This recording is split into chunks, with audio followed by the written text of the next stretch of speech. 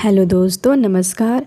आपका हमारे YouTube channel LKMM story 22 में एक बार फिर से तहे दिल से स्वागत है। तो आपका ज़्यादा समय ना लेते हुए आइए कहानी का जल्दी से शुरुआत करते हैं। उस समय मेरी उम्र 16 साल की थी।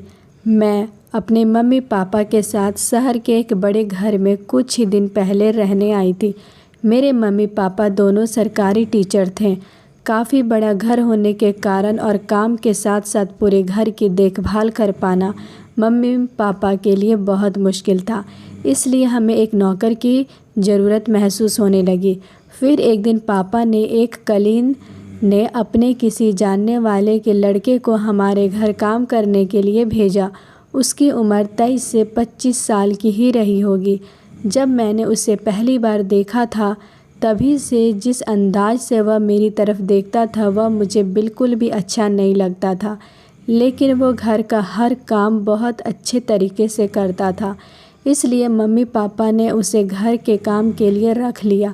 मैंने भी नए घर में एक नए स्कूल में एडमिशन ले लिया था। एक दिन जब मैं स्कूल से घर वापस आई तो मैं काफ़ी थका हुआ महसूस कर रही थी। मैं अपने कमरे में गई और कपड़े बदलने लगी। जब मैं कपड़े बदल रही थी तो मुझे लगा जैसे कोई मुझे खिड़की से देख रहा है। मैंने वापस जाकर देखा तो मुझे किसी के वहाँ से भागने की आहट महसूस हुई। फिर मैंने कपड़े बदलकर बाहर जाकर देखा तो नौकर हमारी गाड़ी साफ़ कर रहा था। वो मुझे सर से लेकर पाँव तक बहुत बुरी नज़रों से देख रहा था और लगातार मुझे घूरे जा रहा था। उसके इस तरह से देखने के अंदाज से मुझे काफ़ी डर सा लगने लगा था। एक दो बार मैंने मम्मी को इसके बारे में बताने की कोशिश भी की थी।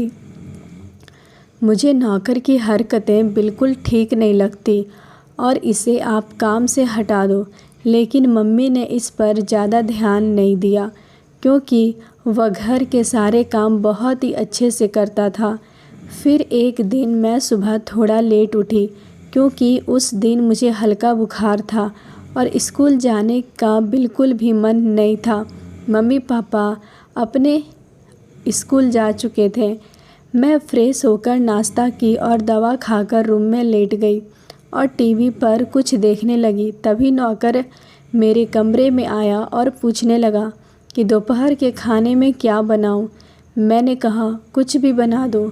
दोपहर में वह खाना बनाकर मेरे रूम में लेते आया तो मैं बिना कुछ सोचे समझे खाना खा लिया। खाना खाते ही मुझे कुछ अजीब सा महसूस होने लगा और चक्कर से आने लगा तो मैं बेड पर लेट गई। तभी कुछ देर बाद नौकर मेरे कमरे में आया। मुझे बहुत तेज़ नींद आ रही थी और मैं बेड से हिल भी नहीं पा रही थी। मेरी आंखें अपने आप बंद हो रही थी और मुझे सब कुछ धुंधला सा दिखाई दे रहा था। तब नौकर मेरे पास आया और पूछने लगा, क्या आप ठीक हो मैडम? मैंने उसे लड़खड़ाते हुए ज़ुबान से बताया, मेरी तबीयत ख़राब हो रही है, प्लीज़ डॉक्टर को फ़ोन करके बुला लो। इतना सुनने के बाद वो मेरे करीब आकर बेड पर बैठ गया और कहने लगा, डॉक्टर की क्या ज़रूरत है मैडम, मैं खुद ही आपको ठीक कर दूंगा। मुझे उसकी बात बिल्कुल भी समझ में नहीं आई। इसके बाद वह मेरे करीब आ गया। मैं पहले ही काफ़ी अजीब हालत में थी और नौकर की इस हरकत से मैं और भी अधिक डर गई। फिर उसने बताया कि आपके खाने में नशे की गोली मिलाया था ताकि आपके साथ मैं अपनी मनमानी कर सकूं। इस वजह से मैं बिल्कुल भी हिलडुल नहीं पा रही थी और किसी तरह से अपने आप को जगाए रखने की कोशिश कर रही थी।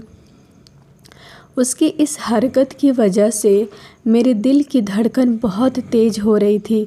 फिर उसने कहा कि मैडम आप डरो मत, आपको कोई दिक्कत नहीं होगी और कहा, मैडम आप बहुत ही ज़्यादा खूबसूरत हो। जिस दिन से मैंने आपको देखा है उसी दिन से आपके ऊपर दिल आ गया है और जब आपको रूम में कपड़े बदलते देखा था तब उस रात से ठीक से सो नहीं पाया था।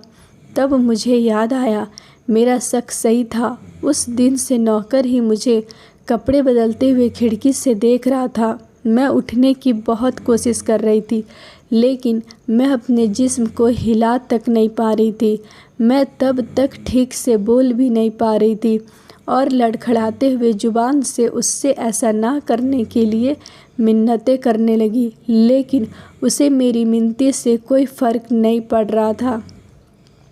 मेरी इस हाल का भी वह खूब फ़ायदा उठा रहा था, क्योंकि मैं इस हाल में किसी को चिल्ला कर बुला भी नहीं सकती थी और मम्मी पापा भी शाम तक स्कूल से आते थे।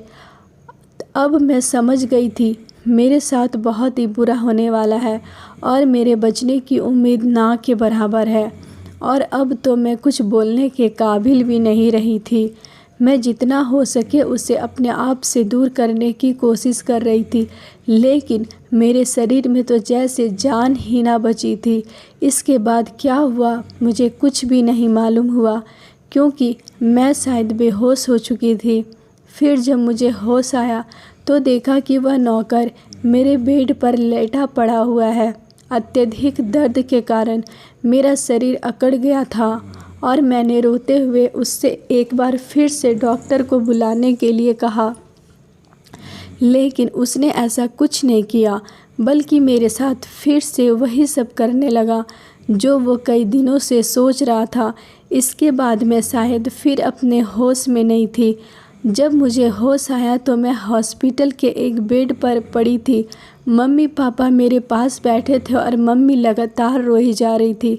मैंने धीमी आवाज़ में मम्मी से कहा, मम्मी, मैंने तो आपको पहले ही बताया था, लेकिन तब आपने मेरी बातों पर ध्यान नहीं दिया। तब मम्मी पापा ने मुझसे माफ़ी मांगी और मुझे बताया नौकर को पुलिस ने पकड़ लिया है और उसकी पूरी उम्र अब जेल में ही कटेगी। दोस्तों, कई बार हम कुछ बातों को छोटा समझकर नज़रअंदाज कर देते हैं, लेकिन वही छोटी छोटी गलतियाँ किसी की ज़िंदगी बर्बाद कर देती है। इसलिए हमेशा अपने घर की बेटियों की बातों पर ध्यान से सुनें और उनकी सुरक्षा की जिम्मेदारी खुद लें, ताकि वह ऐसे किसी भेड़िए के जाल में ना फंसे। तो दोस्तों, अगर आज की कहानी आप सबको पसंद आई होगी तो एक लाइक कर दीजिएगा। मेरे चैनल पर अगर आप नए हो तो हमारे चैनल को सब्सक्राइब कर लीजिएगा। कल मिलते हैं एक प्यारे से छोटे से कहानी के साथ फिर से। तब तक अपना ख्याल रखिएगा। धन्यवाद दोस्तों।